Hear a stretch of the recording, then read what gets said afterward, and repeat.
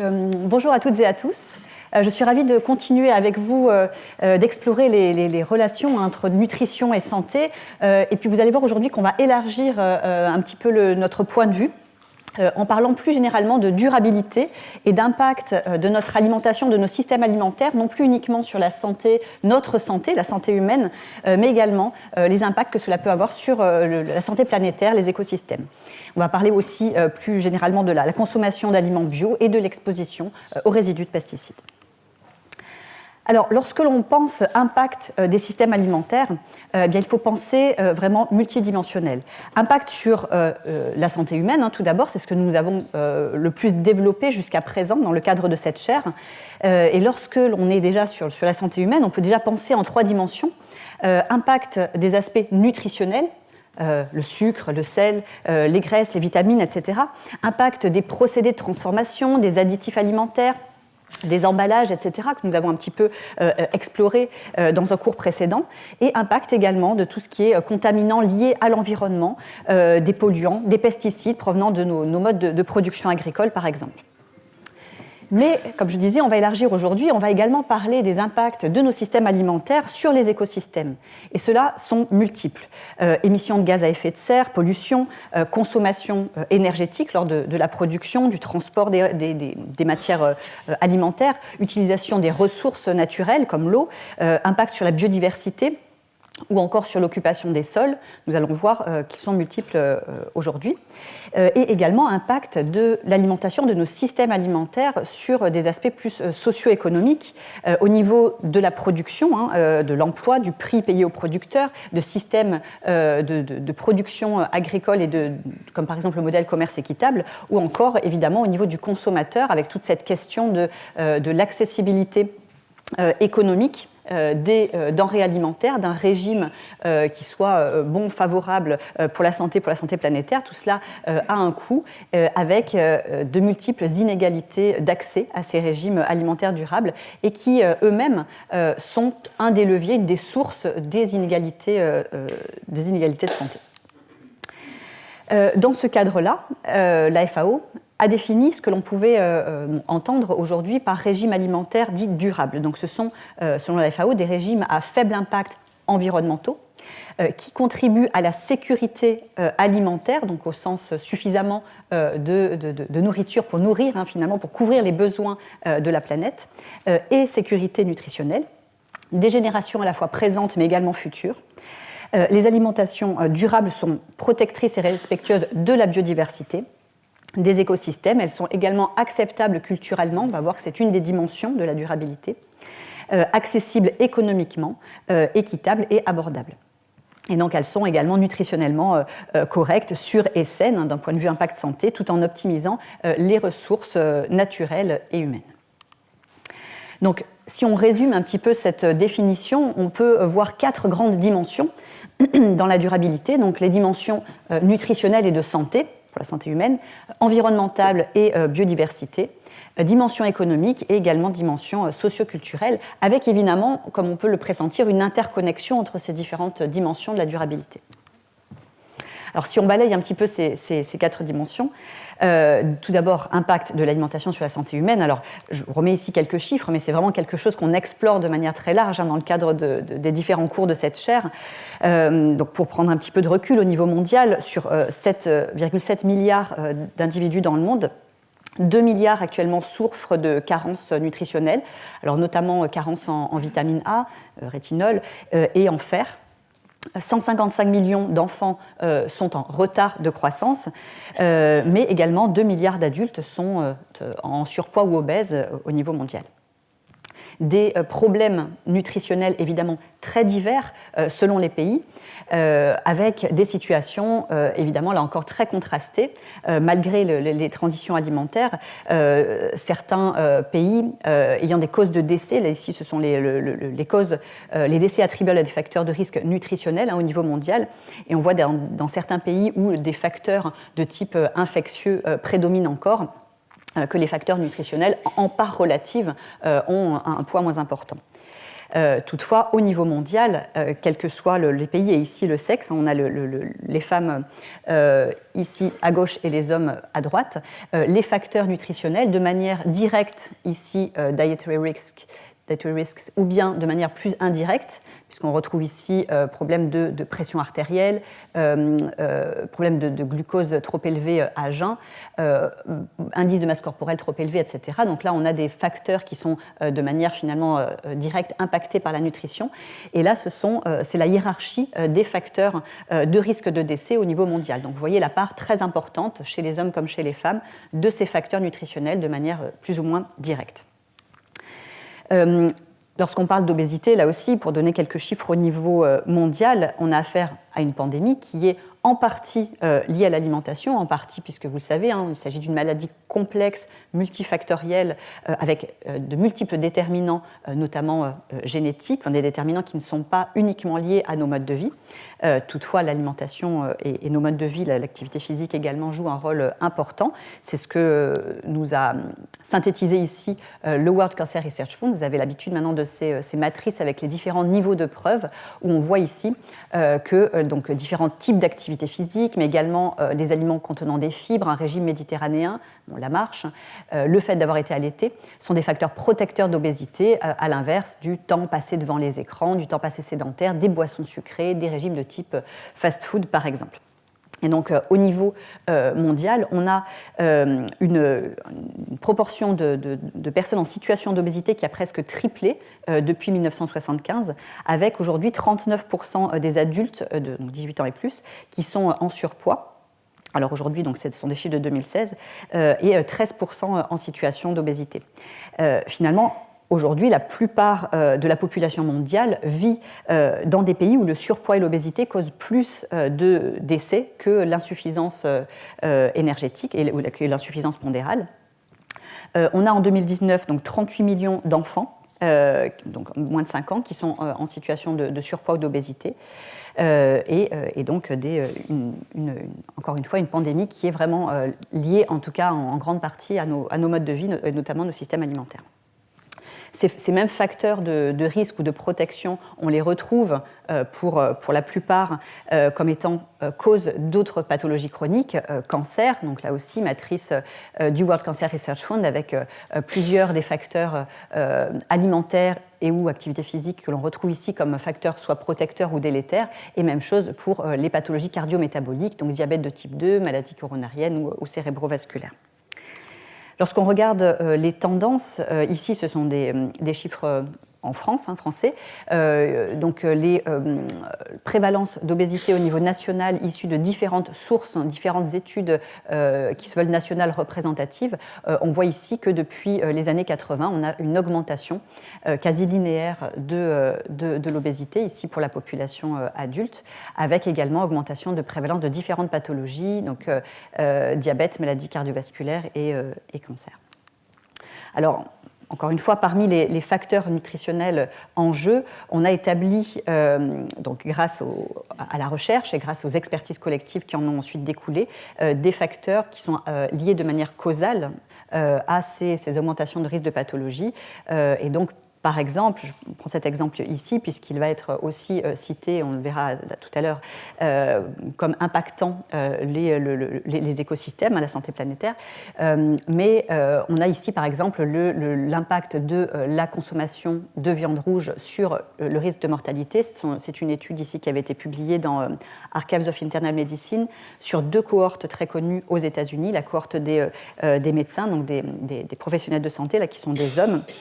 C'est ici le pattern A, donc cette partie de la figure. Et puis, même chose, vous voyez ici,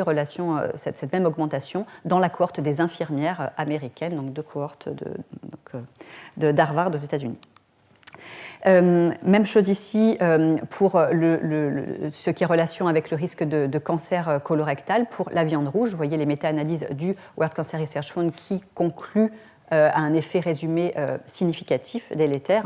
et encore plus fort, plus clair, d'où un niveau de preuve plus élevé encore pour ce qui est des charcuteries sur le risque de cancer colorectal.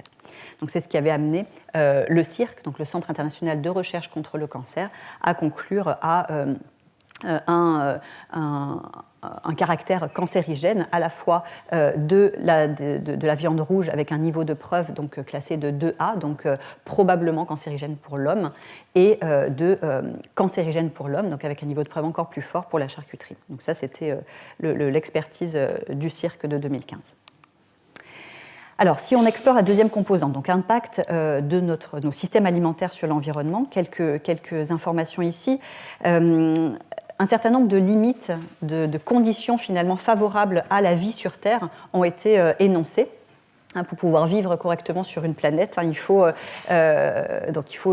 certain nombre de conditions et ces limites-là, au fil des ans, de plus en plus sont dépassées. On estime aujourd'hui à 6 limites sur 10 qui seraient dépassées, et notamment des limites liées à la perturbation du cycle de l'azote et du phosphore ou encore l'érosion de la biodiversité. Donc on va explorer ces différentes limites.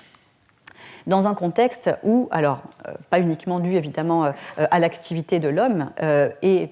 pas seulement dû non plus évidemment à ces activités liées à nos systèmes alimentaires, mais on est dans un contexte de réchauffement climatique avec des données maintenant très objectivées, très documentées. On voit ici par exemple la distribution mondiale des changements de température en 2019 versus les années 51 à 80. Donc on voit ici qu'elles sont quasiment toutes positives dans les couleurs chaudes. Et ici, des projections sur la base des données de Météo France de l'intensité des vagues de chaleur en France. Donc là, à l'heure actuelle, on est dans la tranche 2010-2050, donc les points verts ici, et voilà les projections sur jusqu'à 2100 dans un système où on ne changerait rien à nos modes de fonctionnement actuels. Pour parler plus spécifiquement des impacts de l'alimentation sur l'environnement, les chiffres dont on dispose aujourd'hui sont ceux-ci. En fait, les systèmes alimentaires représentent 30% des émissions mondiales de gaz à effet de serre et le bétail, à lui seul, représenterait 14,5% de ces émissions. 50% des terres habitables sont aujourd'hui utilisées pour l'agriculture et 70% des prélèvements mondiaux d'eau douce sont également utilisés pour cette agriculture. 78% de l'eutrophisation des océans et des eaux douces dans le monde sont dues à l'agriculture. Eutrophisation, c'est lorsque finalement trop de substances nutritives sont apportées à des écosystèmes aqueux, donc ça peut être eau douce ou océan, et qu'on a une prolifération intempestive et du coup finalement une pollution par les algues dans ces milieux-là qui la rendent impropre pour l'homme. On a également du coup, ces systèmes alimentaires qui représentent aujourd'hui le principal facteur menaçant la biodiversité, l'extinction d'espèces et une surexploitation des stocks, notamment de poissons, avec une estimation de 33% des stocks qui seraient actuellement surexploités. Alors, quand on dit 30% des émissions mondiales des gaz à effet de serre liées à nos systèmes alimentaires, on voit ici sur ce graphique que finalement, une large partie vient surtout de l'étape de production elle-même des matières premières agricoles et que le transport de ces matières, notamment, et leur transformation, joue certes un rôle, mais vraisemblablement plus faible que l'étape production. Alors, toutes les productions de denrées alimentaires ne se valent pas en matière d'impact environnemental. Et ici, donc toujours chiffré ici de kilogrammes d'émissions de CO2 pour 50 grammes de protéines, on voit ici un impact majeur et principal des aliments d'origine animale et notamment des ruminants qui ont l'impact le plus fort selon ces critères-là. La production agricole et notamment l'élevage de bétail a également un impact majeur sur la déforestation. Donc, l'agriculture est estimée responsable d'environ 80% de la déforestation, production animale 70% de la déforestation pour ce qui est de l'Amazonie brésilienne. Et évidemment, donc, on sait aujourd'hui que les forêts étant des puits à carbone, leur destruction entraîne un déséquilibre au niveau atmosphérique.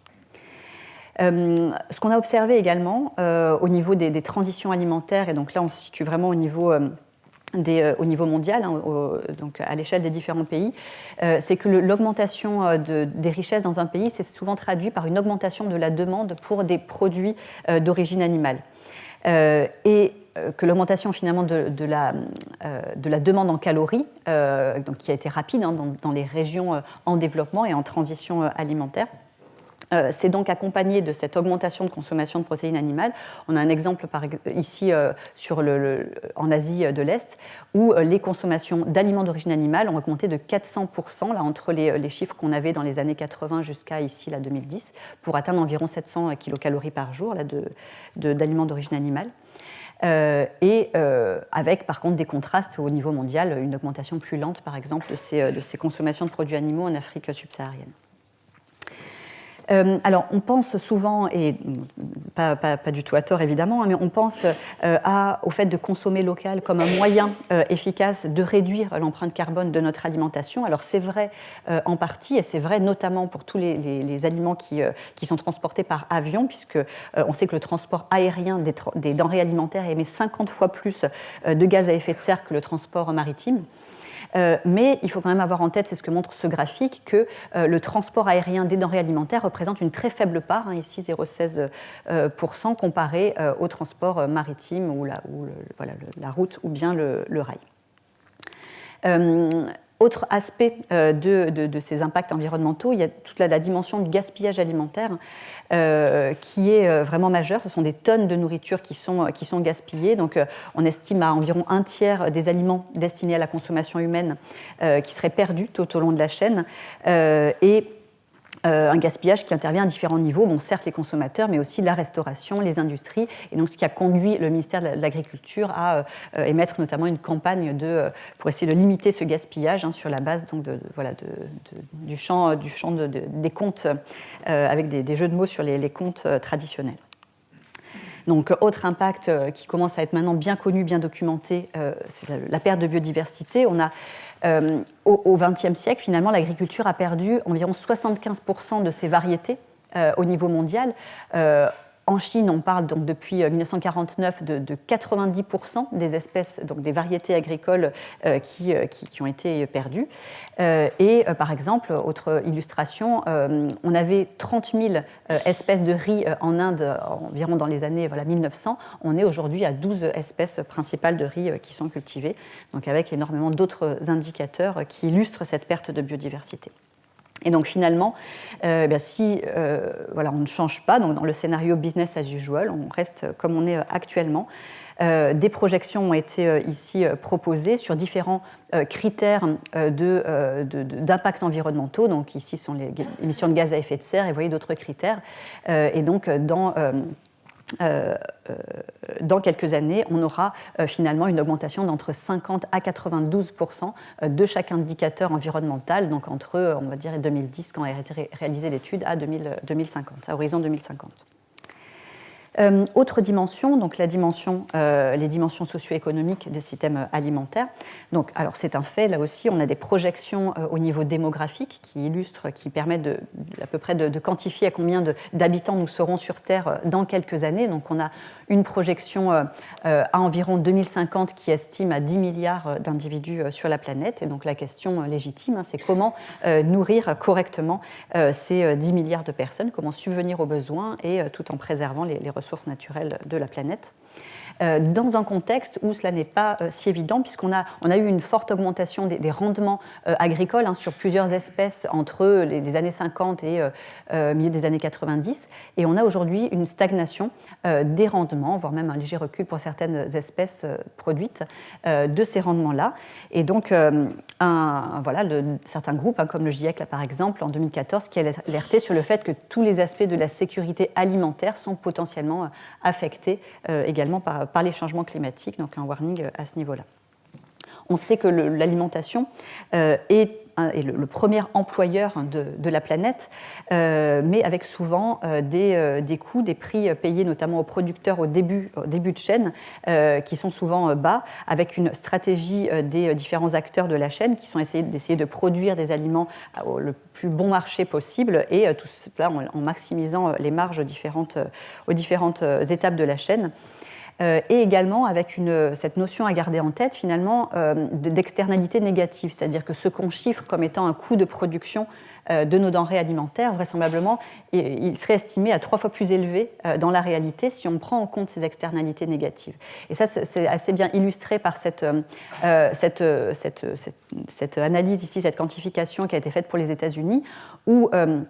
Donc dans ce pays-là, donc, ils dépensent environ 1,1 milliard de dollars par an dans l'alimentation, mais lorsque finalement on prend en compte également les impacts de cette alimentation, de ces systèmes alimentaires sur différents aspects de la société, donc notamment les coûts en matière de santé, donc le soin de santé,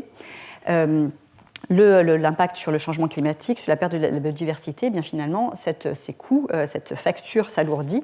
Et donc, le coût réel de l'alimentation a été chiffré au final à 3,2 milliards de dollars par an aux États-Unis, donc finalement 3 fois plus que ce qui est estimé comme coût, on va dire, direct.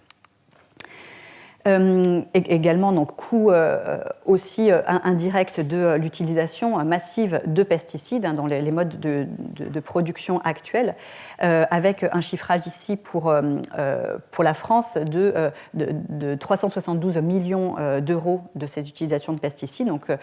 coût sur l'environnement, donc environ 291 millions d'euros, coût sanitaire, impact donc santé comme on va le voir, plus de 48 millions d'euros, des frais liés aussi aux aspects réglementaires et également un soutien public au secteur à environ 0,4 millions d'euros.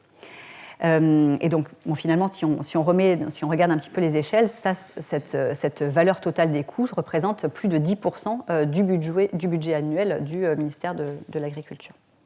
en 2017.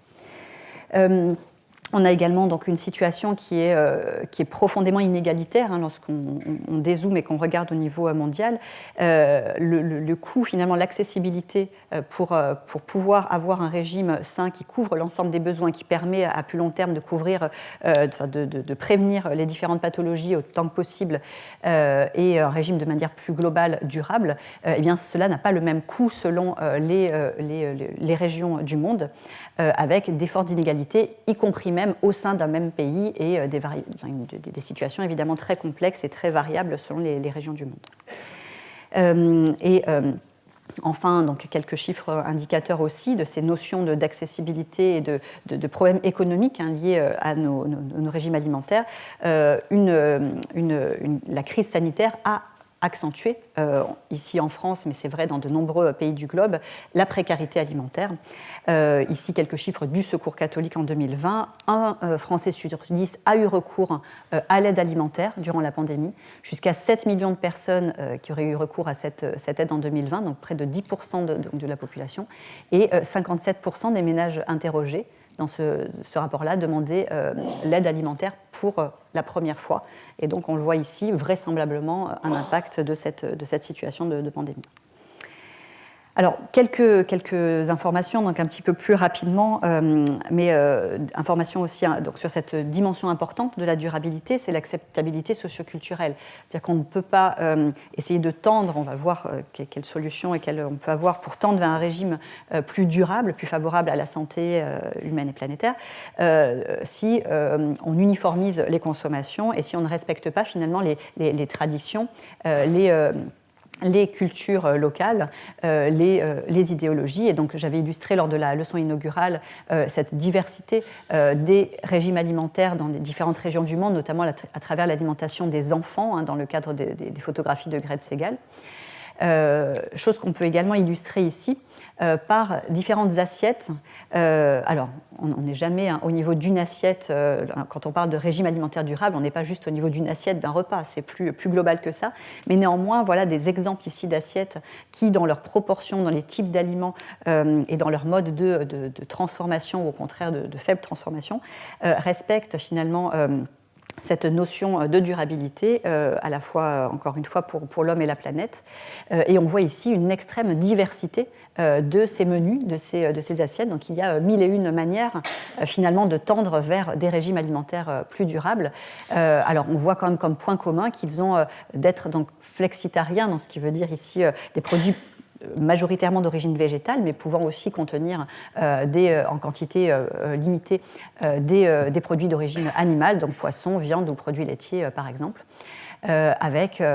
on le voit ici, donc, une possibilité de respecter les cultures, les pratiques locales et les traditions, tout en tendant vers une durabilité. Et donc ça, c'est aussi quelque chose qui commence à être pris en compte, en tout cas on espère, on tend vers cela dans le cadre du PNNS. Et vous voyez, petit exemple ici, si vous allez sur le site mangerbouger.fr, donc il y a la fabrique à menus qui permet de proposer des menus, des idées de recettes qui rentrent dans le cadre d'une alimentation globale équilibrée qui permettrait de respecter les recommandations du Programme national nutrition santé. Et on voit ici qu'ils ont notamment ajouté un petit quiz de personnalisation sur le savoir-faire en termes de pratiques culinaires, sur l'environnement familial, donc le nombre d'enfants au foyer, etc., pour essayer de personnaliser là aussi l'offre de repas, des choses qui sont proposées parce qu'on a vraiment conscience que si on veut de manière durable adopter, changer nos modes de consommation alimentaire vers des modes plus vertueux, il faut que ce soit fait avec des choses qui soient acceptables culturellement, socialement, pour tenir sur la durée, sinon ça ne marchera pas. Donc dans le cadre d'études épidémiologiques, plusieurs études se sont attachées à essayer de quantifier, de s'intéresser justement à ces notions de durabilité, d'impact sur la santé, sur l'environnement. Et donc pour cela, énormément de questions méthodologiques. Alors je donne quelques informations ici et ce sera abordé vraiment aussi en détail avec des exemples concrets de travaux qui ont été réalisés dans le cadre de la cohorte Nutrinet Santé grâce au séminaire des docteurs Emmanuel Casguillot et Julia Baudry qui va suivre juste après ce cours. Mais donc simplement ici quelques informations. On a des études qui ont essayé finalement, que ce soit au niveau de l'individu ou des populations, avec plus ou moins de niveau de détail sur des aliments précis ou des groupes d'aliments, essayer finalement de chiffrer, de mesurer dans quelle proportion nous avons des régimes alimentaires plus ou moins durables. Là aussi, des niveaux de détail qui vont varier d'aliments très précisément caractérisés avec les marques des produits ou des aliments plus génériques. Parfois, et rares sont les études où on dispose, comme dans Nutrinet Santé, du mode de production, donc bio versus conventionnel. Donc voilà, des difficultés méthodologiques et une précision des données pour s'intéresser à ces dimensions-là qui est assez exigeante. Et dans le cadre de une absence de consensus méthodologique encore, donc c'est un domaine de recherche qui finalement est en plein essor actuellement et encore assez récent, mais absence de consensus pour mesurer les différentes dimensions de la durabilité, des indicateurs qui commencent à être maintenant, à sortir maintenant.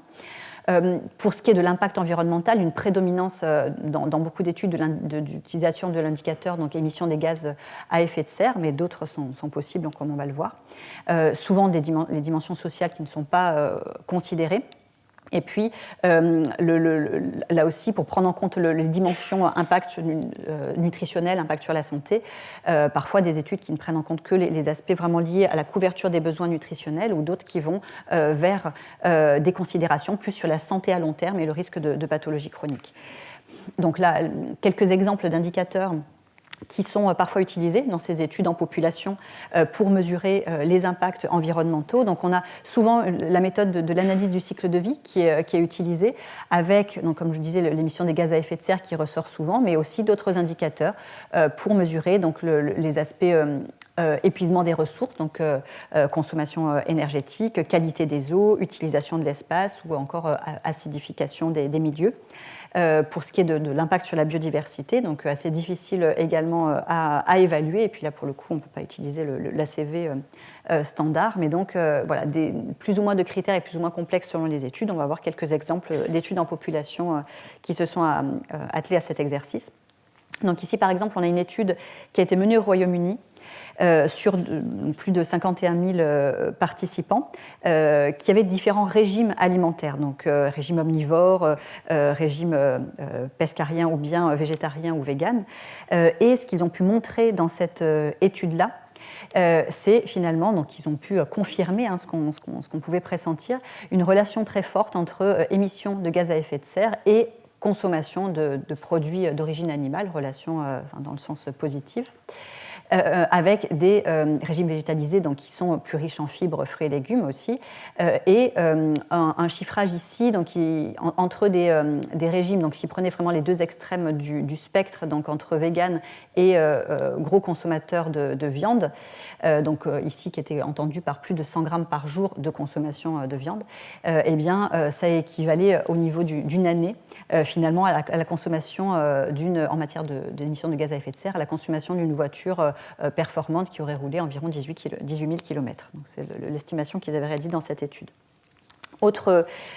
idée qui permet d'ajouter ici une notion, donc, ce sont des chiffres ici issus de l'étude nationale représentative 1K2 de l'ANSES, donc sur plus de 1900 adultes, qui montre ici donc, une association positive entre déjà la quantité d'aliments global consommés, donc le nombre de calories globales consommées, et les émissions de gaz à effet de serre. Et donc en plus de ça, donc ça, ce qui montre un effet dimension, c'est-à-dire le plus on va consommer, ce qui est assez mécanique, hein, mais c'est toujours important de l'objectiver avec des données, plus on va consommer, plus on va émettre de gaz à effet de serre. Et également, au sein de ces consommations, la viande et charcuterie qui apparaissait là aussi comme nettement plus contributeur que d'autres consommations sur ces émissions de gaz à effet de serre. Donc, autre papier donc, qui a fait date aussi hein, dans ce domaine de recherche sur la durabilité, c'est le papier de David Tillman et de ses collègues qui avait été publié en 2014 dans Nature et qui s'était attelé à quantifier les relations entre donc, différents régimes alimentaires, différents scénarios et impact sur la santé et sur l'environnement. Donc 4 scénarios étaient ici étudiés et ce qu'ils avaient montré, donc plusieurs enseignements de cette grande étude, c'est que finalement donc la viande, et notamment de ruminants, était la plus impactante. Là aussi, on retrouvait ce résultat-là en matière d'émissions de gaz à effet de serre. Mais qu'il y avait donc un niveau de détail, c'est-à-dire qu'au sein même de différents modes de production, enfin, au sein même de différents groupes d'aliments, ici par exemple les produits de la pêche, on voyait que la pêche au chalut a été plus impactante que d'autres modes de production. De même ici, au niveau des différentes espèces de céréales, on voyait ici que le riz émettait 5 fois plus de gaz à effet de serre dans sa production que le blé, par gramme de protéines. Autres enseignements, donc on retrouve ici, donc différents scénarios, différents régimes étaient testés et on montrait que les régimes de type méditerranéen, pescétarien, végétarien permettaient, comparé au régime omnivore, de limiter les émissions de gaz à effet de serre. Et on observait ici une augmentation de la demande en protéines avec le revenu, chose qu'on exprimait tout à l'heure au niveau des différents pays du globe. Sachant qu'ici, on est vraiment dans une étude qui portait sur 100 pays, donc on est aussi ici sur une vision au niveau global, mondial, et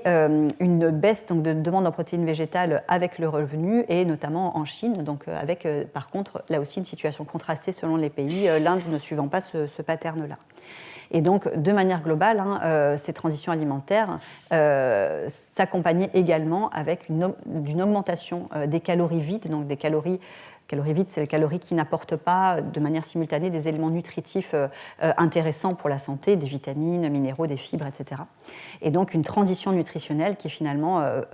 si on résume, va vers une augmentation de la demande en viande en calories vides et de manière générale en calories totales également. Et donc, en matière, toujours dans cette même publication d'impact sur la santé, on avait des chiffres de 8 cohortes qui avaient pu être pris en compte et synthétisés, et on voit ici que les régimes de type méditerranéen, pescarien ou végétarien, comparés au régime omnivore, permettaient de réduire le risque de différentes maladies chroniques, pouvant aller d'une réduction de risque donc de 0 à 41% selon le type de régime et selon les pathologies, donc 41% étant ici observé pour un régime végétarien sur le risque de diabète de type 2. Alors, si on a une convergence dans plusieurs dimensions donc des co-bénéfices pour la santé humaine et pour la santé planétaire, donc il faut voir qu'il y a quand même des situations qui peuvent être un petit peu plus contrastées, des nuances qui peuvent être apportées. Par exemple, ici, faible émission de gaz à effet de serre lors de la production ne veut pas toujours dire production d'aliments vertueux et pour la santé. Si on prend l'exemple du sucre ou des matières grasses, globalement, ça demande peu, relativement à d'autres groupes alimentaires, ça engendre peu d'émissions de gaz à effet de serre, et pour autant ce sont des groupes d'aliments, ici d'ingrédients plutôt, qu'on souhaite limiter dans le cadre de la santé humaine. Alors, autre revue systématique de la littérature, qui avait été publiée ici en 2016 et qui s'était intéressée à l'impact environnemental de tout un ensemble différent de régimes alimentaires. Là aussi, comparé à un régime omnivore, et on voit ici donc, plusieurs dizaines d'études qui ont été prises en compte dans cette revue systématique et différents enseignements, et là aussi qui confirment qu'un régime alimentaire de type, le passage, la transition d'un régime alimentaire de type western. Alors quand on parle de régime alimentaire western, ce sont les régimes qui caractéristiques de ce qu'on fait pas de mieux dans le monde occidental en matière de forte consommation de viande, de produits sucrés, de faible consommation de fruits et légumes, etc. Donc voilà, un régime qu'on sait par ailleurs peu favorable pour la santé humaine. Et bien le passage d'un régime de type western à un régime plus durable, et donc avec différents exemples ici de régimes plus durables, permettait une diminution de 70 à 80% des émissions de gaz à effet de serre. Pareil environ sur l'utilisation des terres et diminution d'environ 50% de l'utilisation des ressources en eau. Alors, voilà, vous aurez là aussi la chance de voir tout à l'heure, présenté par mes collègues qui pilotent vraiment ces thématiques dans notre équipe de recherche, les travaux qui ont été conduits dans ce cadre-là sur la cohorte Nutrinet Santé. Alors, vous voyez que lorsqu'on s'intéresse aux aspects de double impact, à la fois sur la santé humaine et planétaire, eh bien la prise en compte du type de mode de production de nos denrées alimentaires a son importance, et notamment les modes de production qui vont utiliser plus ou moins d'intrants de pesticides vont pouvoir impacter de manière duale à la fois ces aspects de santé humaine et planétaire, et donc d'où l'intérêt, donc le parallèle et le fait qu'on aborde dans ce cours également ces aspects liés au mode de production. Alors quelques mots sur le cahier des charges de l'agriculture biologique. Donc, les points majeurs sont vraiment une interdiction de produits chimiques de synthèse et d'utilisation d'organismes génétiquement modifiés, une utilisation au niveau de la transformation après des aliments d'additifs qui est très fortement limitée, donc seule une petite partie, environ 40-50 additifs sont autorisés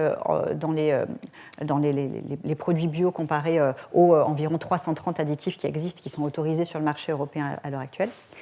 Une fertilisation des sols qui est basée sur des rotations longues et sur la culture d'engrais verts et de légumineuses, et puis une interdiction dans ce cahier des charges de l'élevage hors sol. L'agriculture bio en France aujourd'hui représente environ 13 milliards. Donc là, ce sont les chiffres du bio, de l'agriculture bio en 2021, donc 13 milliards d'euros, avec une augmentation globalement de la vente des produits alimentaires bio depuis 2012, un léger recul là, cette dernière année, mais globalement donc une tendance depuis 10 ans plutôt à l'augmentation, et une agriculture bio qui représenterait aujourd'hui environ 10% des surfaces agricoles utiles. Alors, ce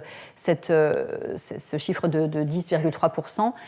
vous voyez ici qu'au niveau européen, on se situe à peu près au milieu, avec donc ici plus de 25% des surfaces agricoles utiles pour la bio en Autriche, et des proportions nettement plus faibles ici, Bulgarie, Irlande et Malte, et une moyenne européenne qui est autour de 8,1%. Ce sont des chiffres de 2019. Alors là aussi, lorsqu'on est épidémiologiste et qu'on essaye de s'intéresser aux impacts de l'alimentation bio, des modes de production, plus généralement sur la santé, extraordinaire complexité, puisque grande diversité notamment de l'agriculture bio, avec diversité de la qualité du sol, d'où se situent les cultures, diversité des rotations de cultures, donc dans quelle aire géographique on est, l'orientation vers le soleil, également les pratiques elles-mêmes, les compétences en gestion agricole des éleveurs, et puis également plein de facteurs extérieurs qui peuvent jouer, et notamment aussi des différences de réglementation selon les différents pays du globe. Donc, ce qui rend encore plus complexe pour les chercheurs, les épidémiologistes, l'évaluation des impacts possibles de l'agriculture bio et des modes de production sur la santé notamment. Alors, lorsqu'on s'intéresse aux impacts potentiels du bio sur la santé, on a plusieurs choses qu'on peut regarder, notamment déjà, avant de parler de consommation, regarder déjà la qualité nutritionnelle de ces produits bio. Et donc, il y a plusieurs revues de la littérature qui ont été publiées à ce propos. Par exemple, celle-ci qui montre, qui compare des teneurs en différents constituants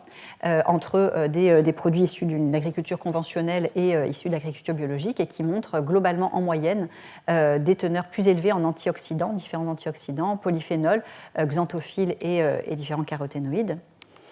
Et également des teneurs globalement plus élevées, cette fois-ci une étude portant sur le lait, en acides gras polyinsaturés, notamment oméga 3, et en CLA, donc qui sont les conjugated linoleic acid, donc c'est le chiffre qu'on voit ici.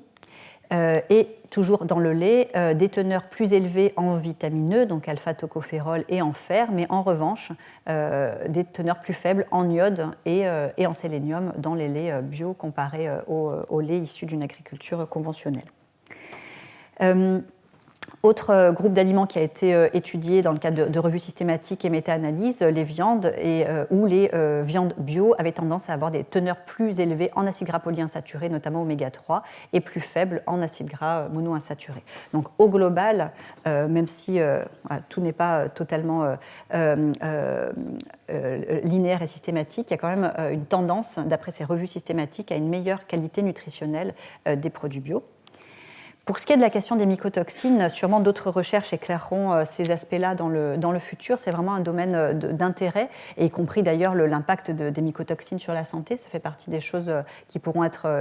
plus étudiées encore. Les mycotoxines, en fait, ce sont donc des molécules de faible poids moléculaire qui sont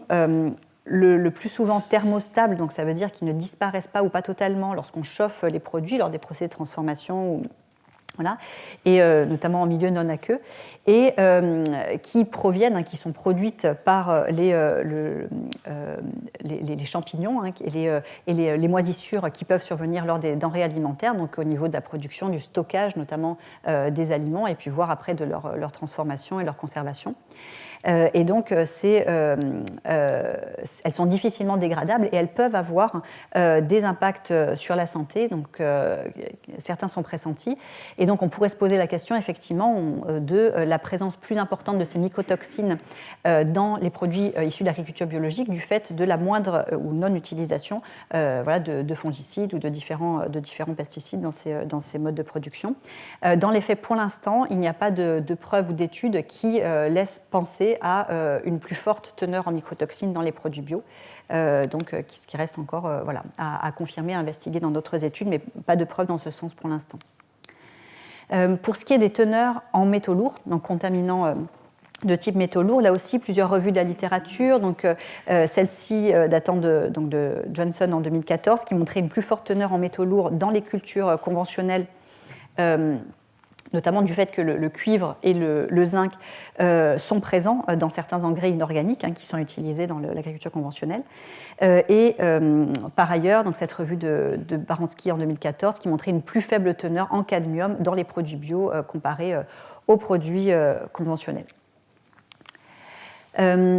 Donc évidemment, lorsqu'on pense aux différentes teneurs en différents composés à regarder pour les produits bio, on pense également aux pesticides. Alors les pesticides, ça représente un groupe très divers de substances qui sont utilisées pour contrôler ou éliminer des organismes jugés nuisibles. Donc ce sont ce qu'on appelle donc les produits phytosanitaires ou phytopharmaceutiques. Ils sont répertoriés dans un catalogue en France qui s'appelle IFI. Qui est notamment tenu par l'ANSES et qui répertorie toutes les matières fertilisantes et les supports de culture homologués, autorisés en France. Et donc vous retrouvez sur le site internet de l'ANSES, et avec également une base base de données de la DG Sanco au niveau européen qui précise le statut réglementaire pour chaque produit phytopharmaceutique et selon cette directive européenne qui régit leur réglementation. Et donc, quand on parle de pesticides, on peut considérer 4 catégories principales. Les produits phytopharmaceutiques, les biocides, les antiparasitaires à usage humain et puis les antiparasitaires à usage vétérinaire. Et on peut les classer de différentes manières selon la porte d'entrée. On peut les classer selon leur forme chimique, des pesticides organochlorés, organophosphorés ou les pyrétrinoïdes par exemple, ou bien selon leur mode d'action, donc herbicides, fongicides, insecticides par exemple. Donc en France, encore une fois, donc, ils sont régulés. La majorité des organeaux chlorés figurent maintenant sur la liste des polluants organiques persistants et donc maintenant sont interdits. Et ils sont depuis les années 70 progressivement remplacés par les organeaux phosphorés. Avec donc régulièrement des lois qui essayent donc d'encadrer ces utilisations de pesticides, et notamment ici, par exemple, encadrement de l'épandage près des écoles, hôpitaux ou maisons de retraite et autres lieux sensibles, avec là aussi une réglementation au niveau européen qui fixe les teneurs maximales donc, en résidus de pesticides, les limites maximales de résidus autorisés, donc les LMR, dans une optique de protection des consommateurs. Alors, malgré donc, ces réglementations, on est aujourd'hui quand même dans une situation, après près de 70 ans d'utilisation intensive, où presque tous les continents ont été contaminés. Toutes les espèces connues ont également été contaminées, avec un niveau de contamination évidemment qui dépend grandement du positionnement de l'espèce dans la chaîne alimentaire. Et une utilisation de pesticides qui est responsable en grande partie du déclin de la biodiversité. Donc on estime à entre moins 30 moins 70% en 3 ou 4 décennies. Et également contamination des ressources en eau. Donc en France, on aurait 96% des eaux superficielles et 61% des eaux souterraines qui contiennent des résidus de pesticides.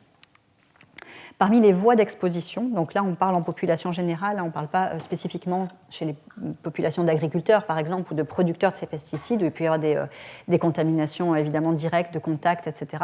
Mais en population générale, l'alimentation représente la première voie d'exposition à ces résidus de pesticides, dont beaucoup ont été considérés comme, donc beaucoup notamment d'organophosphorés, sont considérés aujourd'hui comme perturbateurs endocriniens. Alors, donc, plusieurs chiffres ici, ce sont des chiffres de l'association Solagro de 2019 sur le nombre de traitements de pesticides qui a été retrouvé par type de culture. Et vous voyez une grande variabilité selon les espèces, y compris les espèces végétales, avec des cultures fortement contaminées comme pommes ou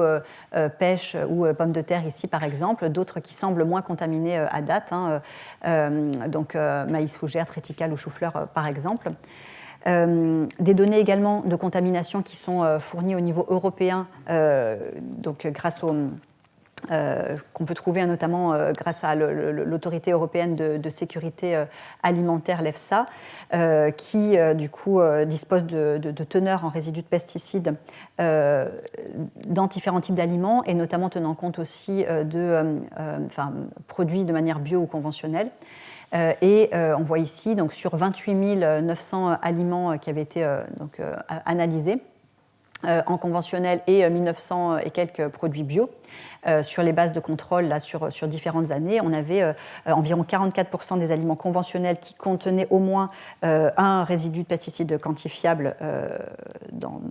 qui contenait au moins un résidu de pesticide quantifiable versus 6,5% seulement en bio. Bon, ce qui est logique, ça fait vraiment partie intégrante du cahier des charges, donc le contraire aurait été étonnant, mais là ça permet d'objectiver ces notions-là. Et avec une limite maximale des résidus donc dépassée dans 1,2% des aliments conventionnels versus 0,2%, donc plus faiblement en bio. Donc là aussi, donc vous voyez selon les espèces, là, ce sont des données du coup agrégées au niveau européen donc de l'EFSA, une variabilité des contaminations avec alors, c'est écrit en petit ici, mais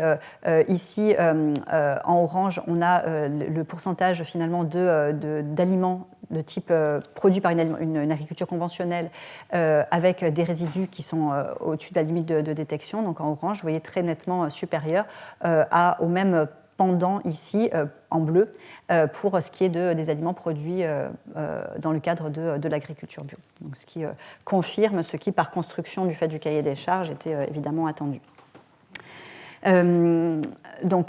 Chose qui est également confirmée dans la revue, dont on a déjà parlé de Baranski tout à l'heure en 2014, plus faible incidence cette fois-ci des résidus de pesticides dans les cultures bio, 4 fois moins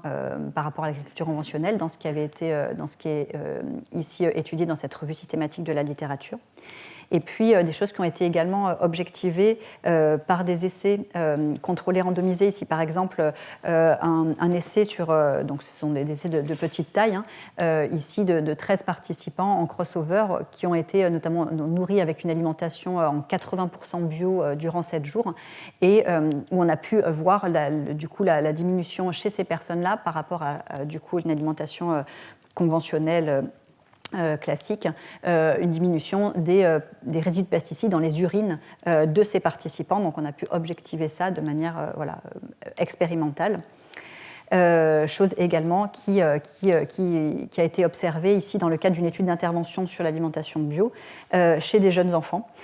qui vivaient dans des communautés urbaines et agricoles à faible revenu, où on voit ici, donc, j'ai conscience que c'est assez petit, mais en gros, vous voyez ici à chaque fois l'agriculture conventionnelle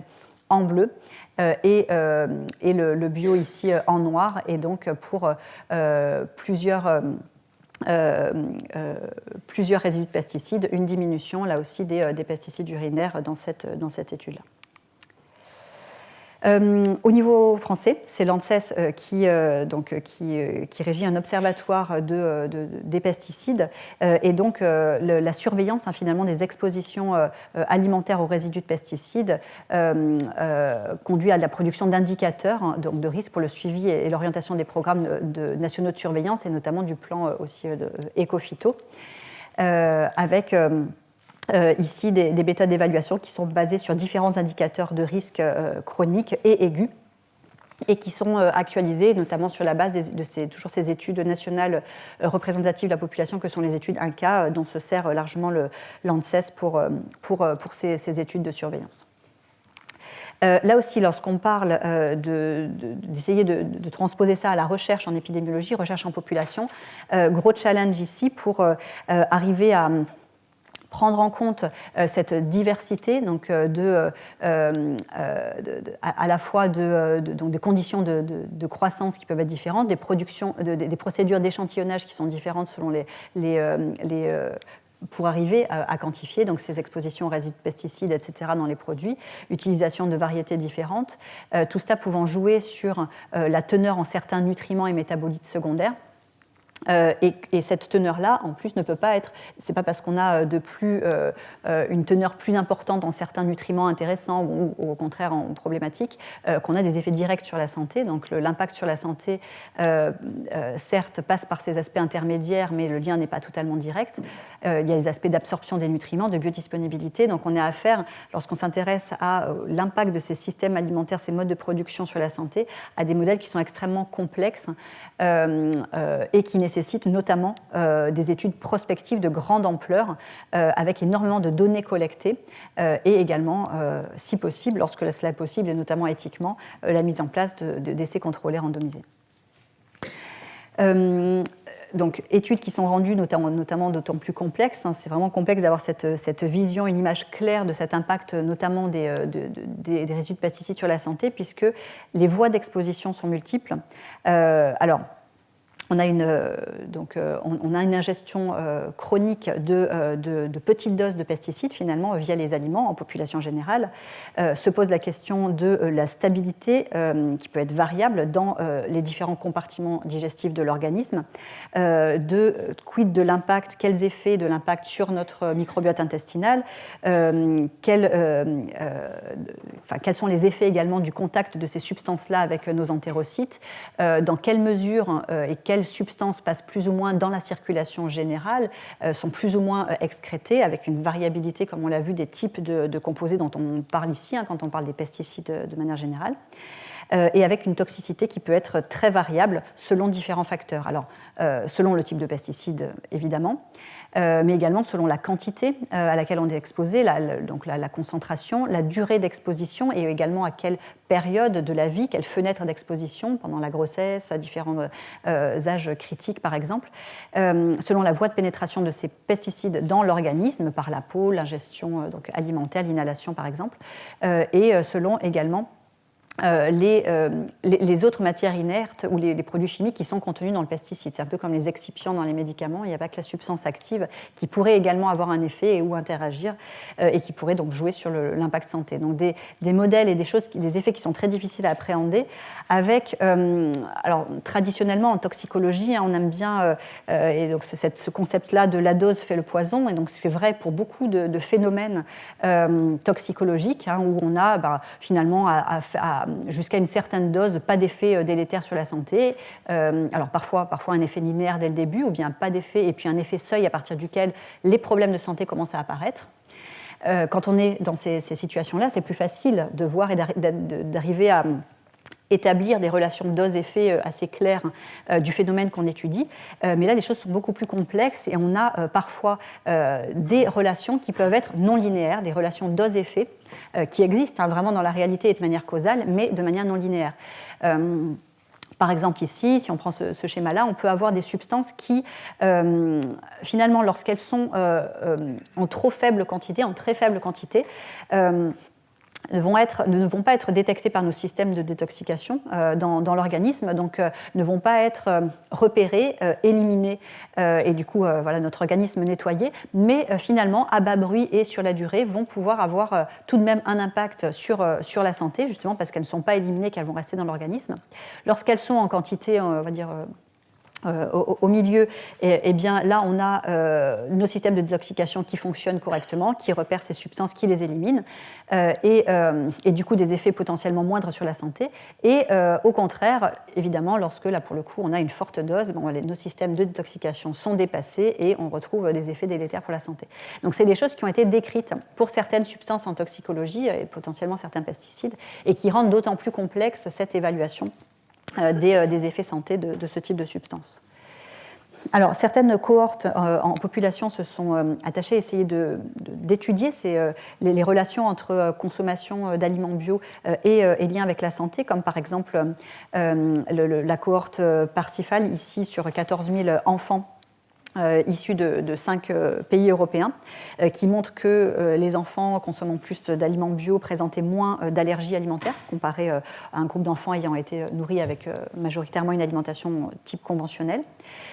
Cohorte Koala également, donc, avec des outcomes étudiés de type allergie et asthme d'une part, et puis croissance et développement d'autre part, donc sur 2500 enfants aux Pays-Bas, qui montraient un risque plus faible d'eczéma chez les enfants nourris au lait bio. Et une exposition également plus forte aux acides linoléiques conjugués dans le lait maternel, du coup. La cohorte MOBA sur plus de 28 000 femmes enceintes en Norvège, qui a montré un risque réduit ici de pré-éclampsie associé à une consommation accrue de légumes bio. Donc, voilà. Donc, ce sont des études ici d'observation, des cohortes d'observation. Autre étude donc, qui a aussi fait pas mal parler, donc, c'est la The Million Women Study, donc, qui est une étude de cohorte très connue au Royaume-Uni, donc la publication de Bradbury en 2014, et qui a essayé de fournir de premières informations là aussi sur consommation de produits bio et risque de cancer, avec donc on était sur un nombre important, donc une cohorte de grande dimension, plus de 623 000 participants, donc un nombre incident de cas de cancer de 50 000, donc on est sur une puissance statistique importante. Le bémol de cette étude est très vraisemblablement un des bémols, la qualité des données recueillies d'un point de vue estimation de l'exposition aux aliments bio, puisqu'on était sur une question uniquement est-ce que vous consommez des aliments bio un peu beaucoup passionnément. Donc on voit ici que ça reste encore limité d'un point de vue qualité des données. Et d'autres données qui ont été collectées et du coup qui ont permis de mettre en évidence ici, de suggérer en tout cas une relation entre plus forte consommation d'aliments bio et risque diminué ici, notamment de lymphome non-Hodgkinien. Donc vous voyez ici une étude qui peut avoir ses limites, mais qui permet déjà de poser une pierre et des éléments importants avec une grosse population d'études et qui vraiment donne envie d'aller voir plus loin, ce que vous verrez notamment avec l'accord Nutrinet Santé. Donc le cirque, on le sait, là aujourd'hui, a classé et évalué donc une soixantaine de pesticides, dont plusieurs ont été classés comme cancérigènes probables ou avérés pour l'homme, avec donc arsenic, glyphosate ici en 2015, qui fait énormément parler, d'autres ici et pesticides. Donc vous retrouvez toujours tous ces avis, toutes ces monographies. Vous avez pu voir le séminaire du docteur Mary Schubauer-Berrigan, ces monographies sur le cirque, sur le site du cirque, et donc qui reconnaît les effets cancérigènes d'un grand nombre de pesticides maintenant. Expertise collective de l'INSERM également en 2021. Qui a pu mettre en évidence ici une présomption entre exposition professionnelle aux pesticides et différentes pathologies, donc lymphome non-Hodgkinien, myélome multiple, cancer de la prostate, maladie de Parkinson et survenue de troubles cognitifs et de maladies respiratoires. Et également présomption d'effets délétères durant ces expositions pendant la grossesse et la petite enfance sur des maladies touchant le système hématopoïétique, tumeurs cérébrales et sur des troubles du développement de l'enfant et de son comportement. Mais une des conclusions fortes également de cette expertise collective était le manque de données et le besoin de recherche sur les liens entre exposition chronique aux pesticides et risque de pathologie chez l'homme à long terme, et également manque de données sur l'effet des mélanges. Et donc là aussi, vous verrez des données originales produites dans le cadre de la cohorte Nutrinet Santé dans le séminaire qui va suivre dans un instant. Alors, nous avons indiqué ici quelques références bibliographiques que vous pourrez consulter pour aller plus loin sur ces notions de pesticides et santé. Et donc, quelques éléments, j'ai bientôt terminé sur ces aspects pour prendre un petit peu de recul. On est aujourd'hui maintenant, vous avez tous sûrement entendu parler de ce concept de Une Santé, donc de One Health.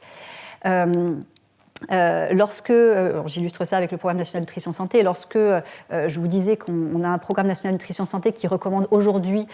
plus de produits d'origine végétale, donc fruits et légumes, légumineuses, fruits à coque, produits céréaliers complets, de limiter les produits carnés sur la viande rouge, la charcuterie, privilégier les matières grasses d'origine végétale à celles animales, des produits laitiers en quantité modérée, avec une diminution de la recommandation par rapport au PNNS précédent,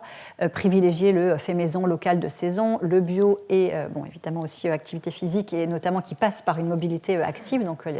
limiter les transports et la mobilité active à privilégier.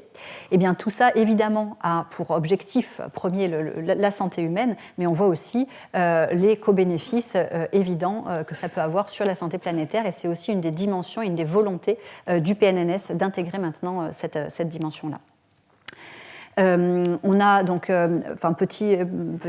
aparté ici sur les régimes végétariens qui sont donc un des régimes possibles, vous voyez, qui a fait le choix de diminuer jusqu'à éliminer les produits carnés. Donc je parle végétarien ici, pas végétalien. Donc on est ici à 1,8% des adultes en France, d'après l'étude 1.4.3, qui se déclarent végétariens. Avec des régimes alimentaires qui montrent par rapport au régime omnivore ici des moindres déficits en micronutriments, en différents micronutriments en fibres que chez les mangeurs de viande ici dans ces études-là, avec l'exception faite pour les véganes qui vont jusqu'à éliminer complètement tout produit animaux,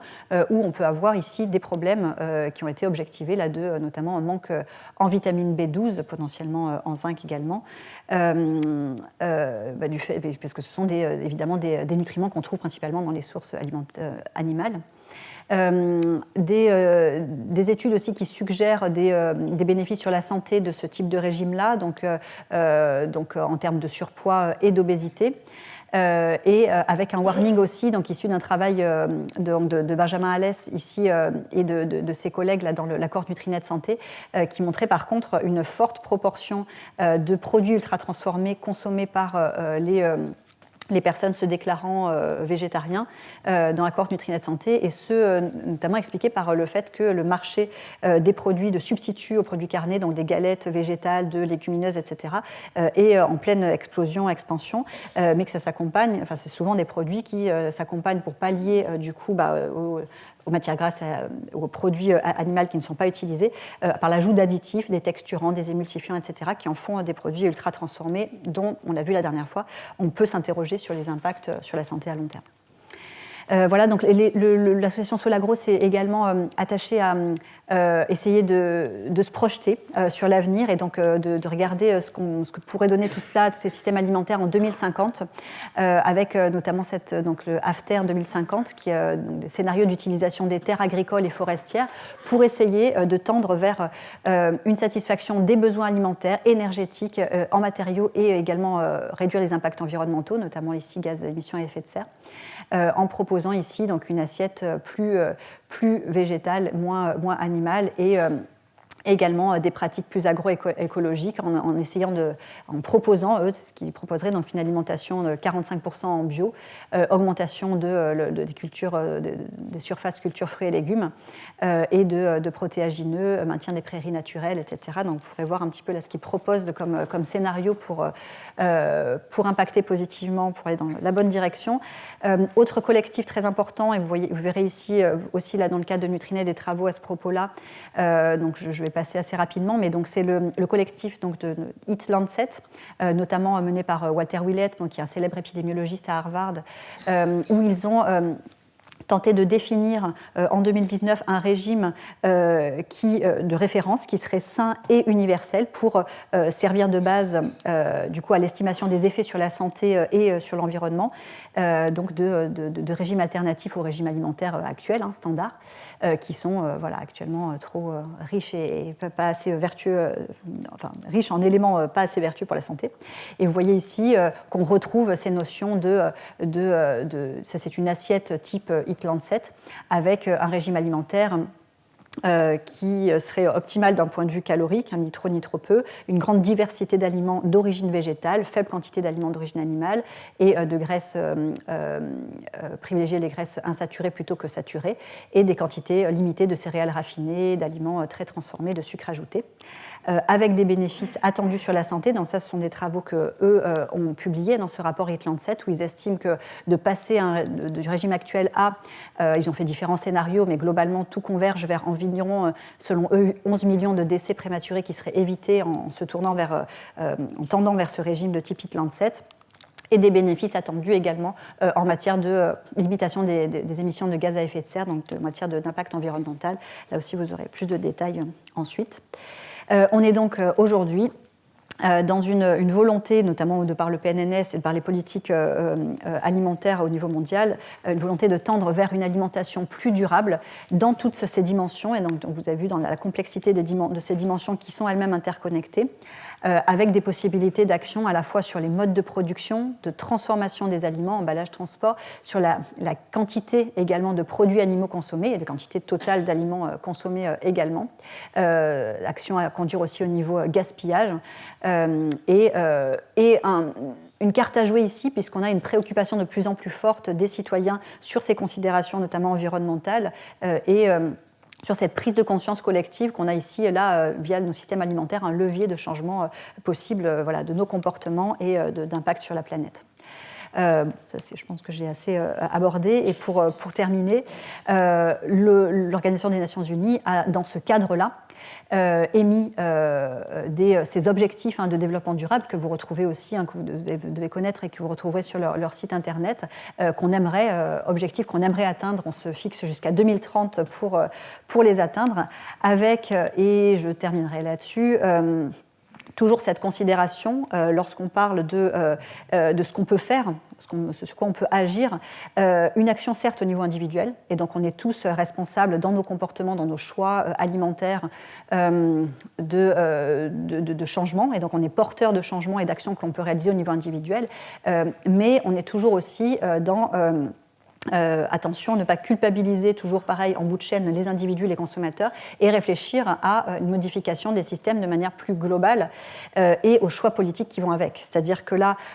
donc c'est très bien et on peut se féliciter de l'augmentation de la part des achats des produits bio par les ménages, mais si finalement l'agriculture bio reste 20 à 25% plus chère en moyenne, on va là aussi creuser les inégalités sociales de santé. Donc là, ce sont aussi des choix politiques. Si on juge ce mode de production vertueux pour la santé humaine et planétaire, de rendre accessible à tous et que ça devienne la norme finalement, et on pourrait dire ça aussi du commerce équitable ou d'autres d'autres aspects, ça devienne la norme et qu'on change de manière radicale nos modes de production, nos systèmes, avec, encore une fois, ici, vraiment un exemple criant lorsqu'on parle d'impact de l'environnement sur la santé. Et là, c'est l'impact pas seulement sur les systèmes alimentaires, c'est de manière plus globale, des inégalités criantes. Donc 1% des plus riches qui émettent 2 fois plus d'émissions de CO2 que les 50% les plus pauvres. C'est un des exemples parmi d'autres des inégalités de santé. On travaille aussi au niveau du labo et grâce notamment à Julia Baudry à réduire notre empreinte pour là aussi donner la voie, donc l'empreinte de nos impacts, l'impact de nos activités de recherche sur l'environnement. Donc on réfléchit aussi à notre niveau à voir ce qu'on peut faire pour changer les choses. Et je conclurai donc par déjà mes plus vifs remerciements à donc Emmanuel Casguillot, Julia Baudry, Denis Léron également, et de manière plus générale tous les collègues, et, notamment on a plusieurs doctorantes ici, et des collègues Benjamin Alès et d'autres collègues du labo qui travaillent vraiment sur ces thématiques et qui pilotent ce grand champ de recherche au niveau du laboratoire et qui m'ont largement aidé à préparer ce cours-là grâce à leurs diapositives. On va avoir le plaisir de les entendre maintenant en séminaire. On prendra, comme d'habitude, les questions à la fin de la session. Et puis on retrouvera la semaine prochaine un autre épisode de la saga, donc cette fois-ci portant sur le Nutri-Score, donc avec mon cours qui sera suivi de l'intervention du professeur Serge Herzberg sur le volet lobby alimentaire en santé publique. Je vous remercie pour votre attention.